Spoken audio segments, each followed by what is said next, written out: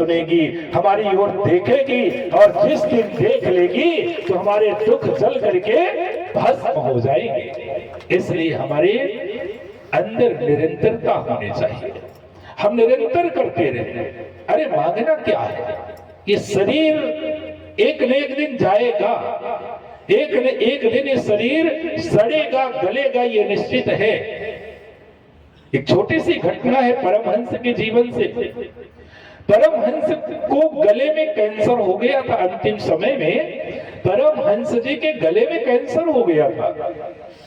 सभी लोगों ने कहा कि गुरुदेव, आप तो मां से बात करते हैं, आपकी बात माता जी से होती है, तो आप मां से कह क्यों नहीं देते कि आपके गले का कैंसर ठीक हो जाए?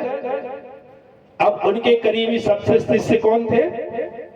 सबसे करीबी थे विवेकानंद। वैसे तो 5 शिष्यों का नाम आता है, लेकिन उनमें भी सबसे ज्यादा विवेकानंद थे। विवेकानंद ग्रेजुएशन कंप्लीट था विवेकानंद का, लेकिन जो उनके गुरु थे परमहंस जी 5वीं फेल। परमहंस जी 5वीं फेल। एक ग्रेजुएट व्यक्ति 5वीं फेल व्यक्ति के चरणों में जाकर के गिर जाता है। एक बार घटना हुई, जिस समय विवेकानंद ने परमहंस के पड़े, और गिरने के बाद जब परमहंस जी ने विवेकानंद को उठाया, उठाने के बाद बोले, विवेकानंद, अरे आज तो हम लुट गए, आज तो हम लुट गए। विवेकानंद ग्रेजुएट व्यक्ति, पढ़े लिखों की एक आदत होती है, वो वैज्ञानिक दृष्टि से ही समझते हैं।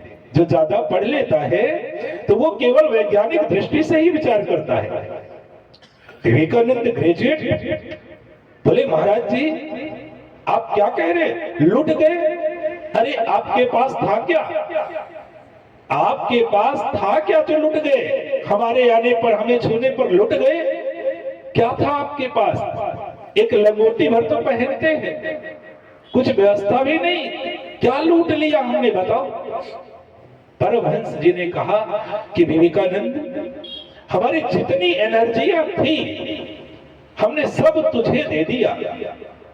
विवेकानंद विचार करे कि कोई व्यक्ति दूसरे व्यक्ति को छू करके अपनी एनर्जी कैसे दे सकता है? ये तो असंभव की बात है। विज्ञान मानने के लिए तैयार नहीं, विज्ञान मानने के लिए तैयार नहीं। विवेकानंद ग्रेजुएट कहते हैं कि गुरुदेव आप क्या कह रहे हैं कि छूने से हमारे पास आपकी एनर्जी आ गई, आपकी ऊर्जा आ गई, आप लुट गए? परमहंस जी ने कहा कि हाँ विवेकानंद, हमने सब तुझे दे दिया। फिर भी विवेकानंद के मन में थोड़ा बहुत किंतु परंतु था। लेकिन जब विवेकानंद विदेश गए, सब जानते हैं, और विदेश जाकर के उन्हें मजाक के रूप में 1 मिनट का टाइम दिया गया था जीरो पर बोलने के लिए। अब जीरो पर व्यक्ति क्या बोलेगा? जीरो पर व्यक्ति क्या बोलेगा? मजाक के लिए, क्योंकि भारत का नेतृत्व के उसमें गए थे, भारत की तरफ से गए थे। उन्होंने जीरो पर बोलने के लिए 1 मिनट का टाइम दिया गया। लेकिन जिस समय विवेकानंद बिंदुओं उस जगह पर खड़े हुए और बोलना प्रारंभ किए, तो गुरु की कृपा की ऐसी बरसात हो गई कि कई घंटों तक वो बोलते रहे, निरंतर बोलते रहे। उस दिन विवेकानंद को पता चला, ज्ञान हुआ कि वास्तव में अगर एक सच्चा गुरु है और वो शिष्य को टच करके, छू करके अपनी शक्तियों को प्रदान कर सकता है, जिसे शक्तिपात कहा जाता है। बोलिए श्री सद्गुरुदेव जी भगवान की जय हो, माता भगवती मां काली की जय हो। तो बंधुओं, बात चल रही थी कि परमहंस जी के गले में जिस समय कैंसर हो गया, तो विवेकानंद ने कहा कि गुरुदेव, आपकी बात माता जी से होती है, आप माता जी से कह दीजिए तो आपका कैंसर ठीक कर दें। तो उस समय परमहंस जी ने कहा कि विवेकानंद, इतने में भी अभी तुम्हें ज्ञान नहीं हुआ? तुम कैसी बात कर रहे हो? हम कितने दिन तक इस शरीर को माता जी के द्वारा बचा सकते हैं बताओ? एक न एक दिन ये शरीर सड़ेगा, एक न एक दिन गलेगा, एक न एक दिन नष्ट होगा। तो विवेकानंद, हम मां से ऐसा क्यों करें? क्यों बोले कि हमारे शरीर को ठीक कर दे?